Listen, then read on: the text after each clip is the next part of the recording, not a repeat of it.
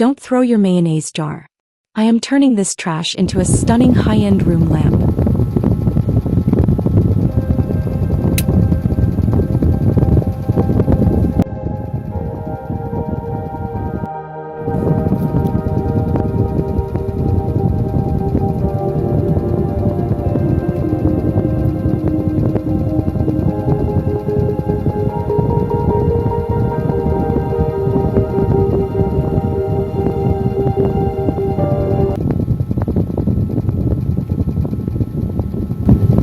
Let's get building while listening to Reverend Father Darwin Gitgano. So, may mga kaaway ang Diyos. Liso ng trigo yung tinanim ng Diyos. Pero may mga damo. So, ano ba panglinis ng damo? Guna, bungay, mawer, no? So, ano ba yung dapat gamitin natin? Dahil minsan, nataniman tayo ng damo. No, yung utak natin, puro na damo, sakbot. Unang, sige na tagpagutbot. Yung ang atong agtang nangunot. Atong dagway ni samot kamaot. Kaya naman, puno ta sa pagpagutbot, pagpagulbol. Kaya naman, ato una-una, puno na sa mga sagbot. Kinahanglan nagbungay, mawer, no? So, manang bungay, mawer, we have confession. Meron tayong sacrament of reconciliation. Merong mga pari na ininbatahan natin para to give the sacrament of reconciliation. Para maging malinis yung isipan natin. Kapag puno sa damo yung isipan natin, madumi yung isipan natin, mabigat yung araw natin. Wala tayong kapayapaan po. So, ang punto ni Kristo ngayon, dahil tataniman tayo ng kaaway, hindi tanim bala, no, kundi tanim damo, no, liso, binhi, ang itatanim ng demonyo sa ating puso at isipan. At kailangan natin ng mawer, no? Kailangan natin ng bungay. Ang Tagalog ng bungay? Itak. Itak ba? Ano? Bulo. Bulo. Kailangan natin ng bulo. Para malinis natin yung mga damo na itinanim ng kaaway ng Diyos. Araw-araw maglinis tayo sa mga liso ng damo na itanim ng demonyo sa isipan natin. Example, kung mag-post ka na nga puno ng galit, delikado yan. Nataniman na tayo ng damo. At dahil dyan, magulo yung araw natin. So let us clean up. Let us cleanse our mind from weeds planted by the evil spirits. Paano, Father? We need bolo. We need mower to clean up our imagination, to clean up our negative past para magaan ang araw natin. No? At ano ba yung symbolic representation of mower? The sacrament of reconciliation. Confess all your negative thoughts, negative plan, evil thoughts, and by doing it, our imagination will be purified. No? Despite of chaos surrounding us, hindi po mabigat ang araw natin. Ano pa yung mower, mga kapatid, maliban sa sacrament? The sacramentals of the church. Kaya mag-bless tayo ng oil mamaya. No? Ng salt. Para ma-deliverance ninyo yung bahay ninyo. Ma-purify yung bahay ninyo. Yung mga unclean spirit using the sacramentals of the church, including the prayer of deliverance.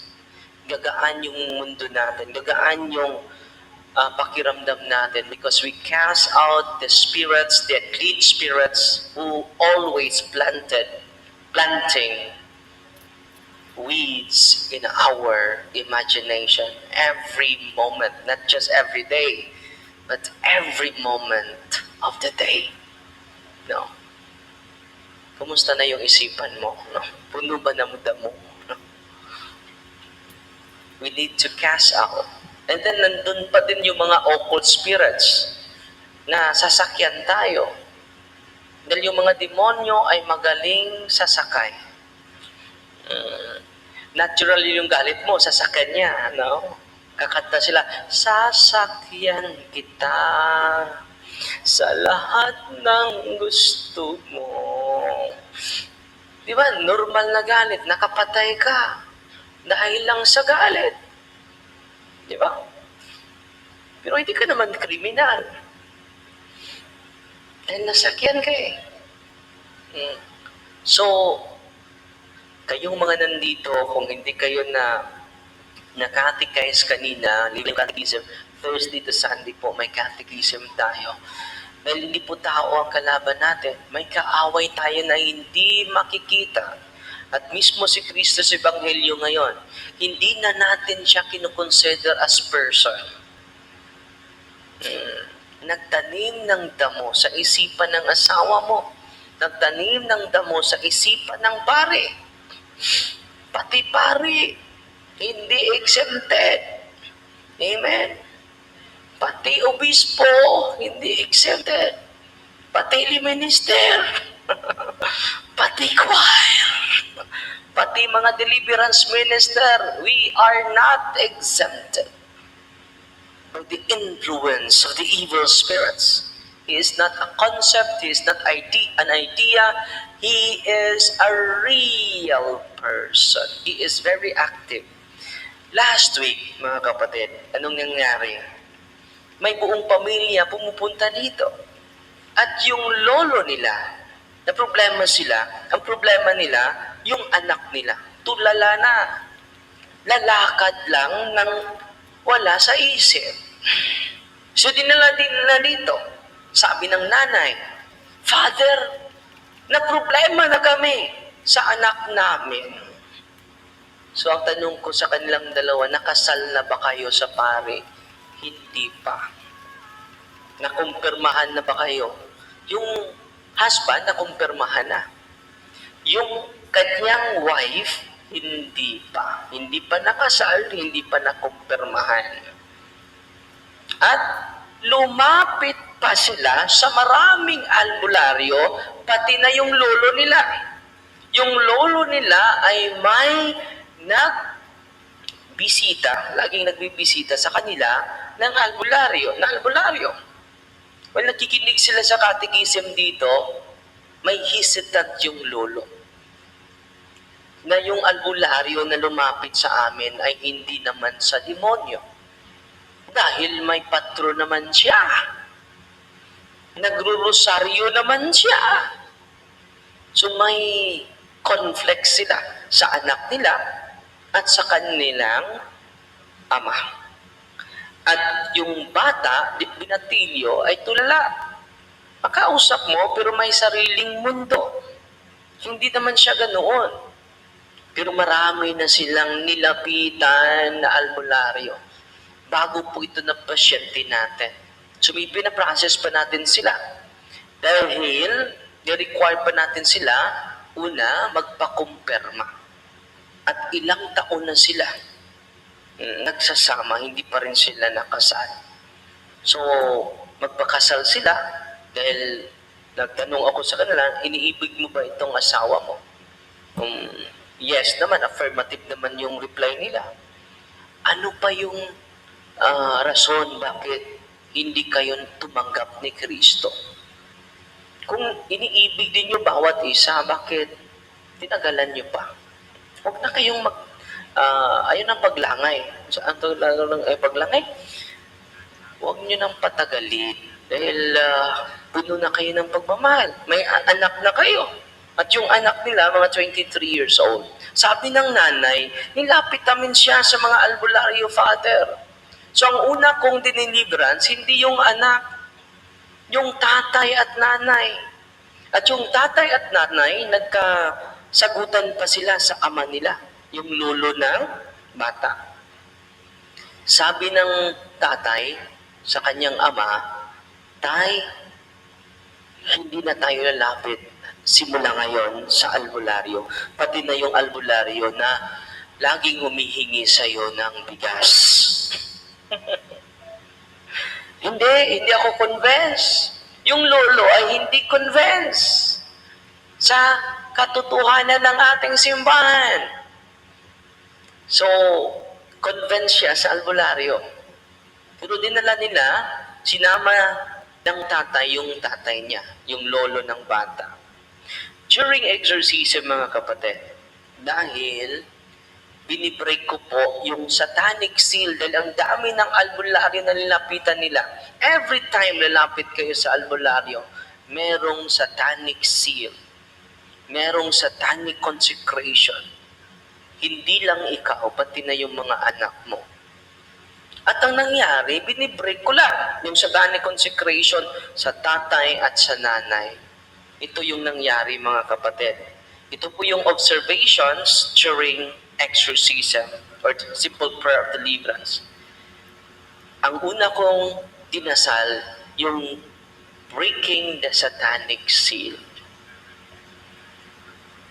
So, ang nangyari, ito po yung nangyari, yung observation. Well, nagpatuloy ako na magdasal. Alam nyo, hindi yung bata na yun talaga yung rason. Pumupunta sila dito. Hindi yung anak ang nag-react. Sino ang nag-react? Yung walang confirmation. Yung nanay ng bata. No? So the mother exhibited intense physical reaction. Alam nyo, yung mukha niya ay murag nahiwi ba? Oh. And then, gumalaw yung kanyang mga, yung pisking niya. And then, nanginginig. Siya lang. Nanginginig yung buong katawan ng nanay. No, akala ko yung anak yung problema. Yung nanay pala. No? At alam nyo, sinabi ng mga demonyo dito, ano yung rason? Bakit siya pumasok? At naharas niya ang buong pamilya. So ito yung kaibahan natin sa mga okultista.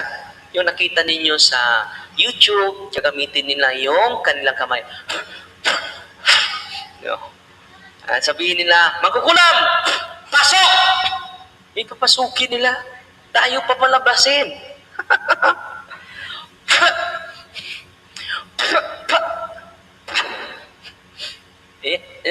Gagamitin nila yung kamay nila.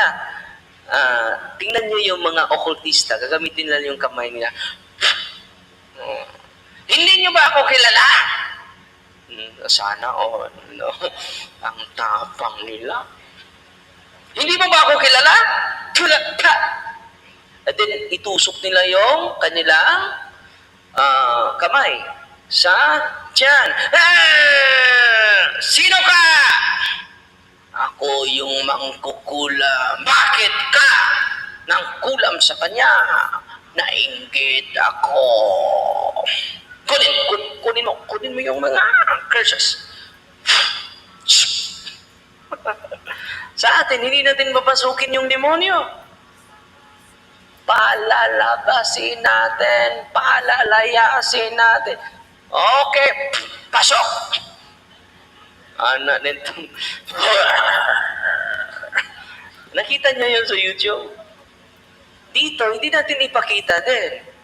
May rooms tayo, exorcism rooms.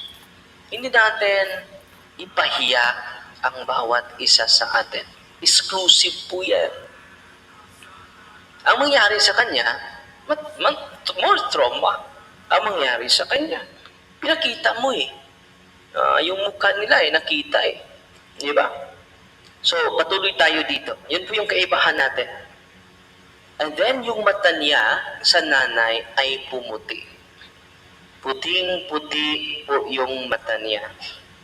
Forceful body movements. Her entire body becoming rigid while seated. Nanigas yung buong katawan niya. And then yung anak niya ay grabe yung, di ba, aircon yung exorcism room. Ang daming pawis, no? Sa bata. And then nanginginig din siya, no? And then, when we pray the prayer Sanctus, Holy, Holy, Holy, during the prayer, the mother continued trembling. Hindi lang siya nanginginig, sumisigaw. Grabe yung pagsigaw niya. Hindi nanginginig yung kanyang katawan, pati na yung kanyang mga paa. When the cross, Holy Cross, Holy Exercise Cross was presented before her, I cannot see.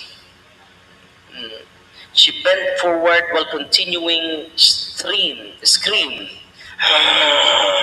No? And I commanded the evil spirit, tell me your number. Hindi yun cellphone number, ha? No. In the name of Jesus of Nazareth, tell me your number. Sumagot yung mga demonyo. Legion. Not Legion of Mary, no. Legion, many demons. And then I commanded the evil spirit, are you the one responsible of the illness of her son? Yes. Sabi niya, buangon ako iyang anak.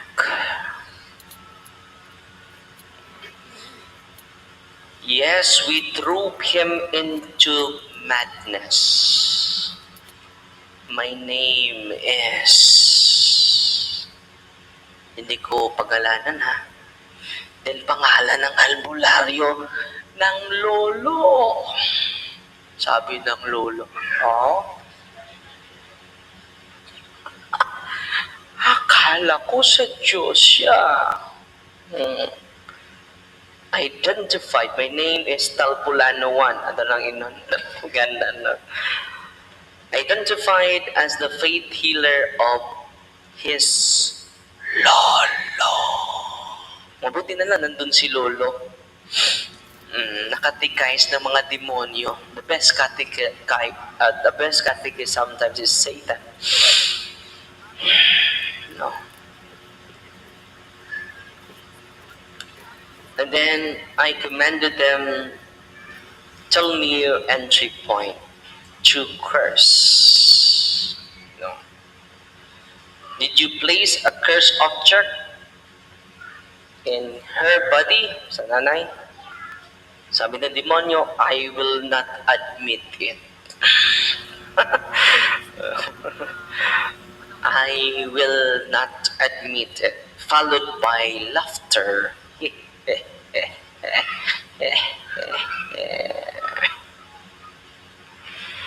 Another statement reported during the prayer, I am powerful, Darwin.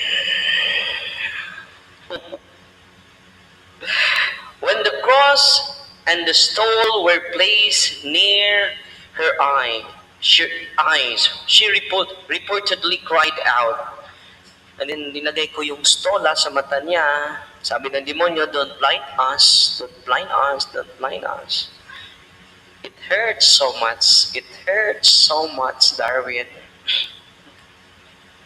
Verbatim niya, ito po ay verbatim.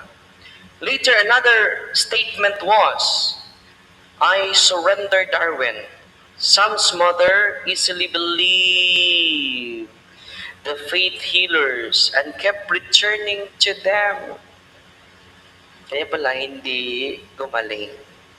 Keep returning to them. Her faith in your Lord was weak. Stop now, Darwin. It hurts so much. Have mercy on us, Darwin. Please. Very polite yung, yung mga demonyo. No? So ngayon, meron tayong ginagawa na pastoral assignments or assignments sa kanila. So yung team natin magsagawa pa, marami pa kaming gagawin para sa kanila dahil ito po ay during exorcism yan. So ito yung kaibahan, the exorcist will command the evil spirit to tell the whole truth because they are tortured by the prayer. They're tortured by the prayer. And then they are forced to tell the truth even it is contrary to their nature, to their being, because they are master of deception. No. And then, after that, after the exorcism, kinukonfront ko sila, musta na kayo? Yung nanay, unconscious po. Akala namin, ang possess, ang anak, ang nanay pala. Shh, mga nanay, saan nyo dinala yung mga anak ninyo? Sa totoo, holy water. No? So I hope you are empowered by the teachings of the church. Kaya kanina, 8 to 10:30 is catechism.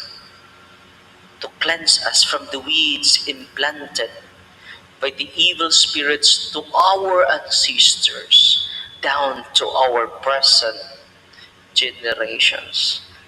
Only the truth shall set us free. Amen? At kumusta na sila ngayon, Father? No. We continue to facilitate them. We continue to accompany them. We continue to journey with them. At hindi lang po sila, ang dami na po. Umitaw at amutubuin eh. Sa po natin katubuin eh. No? So pray for us. And then this week din, meron ding bago. Every single day may mga bago po.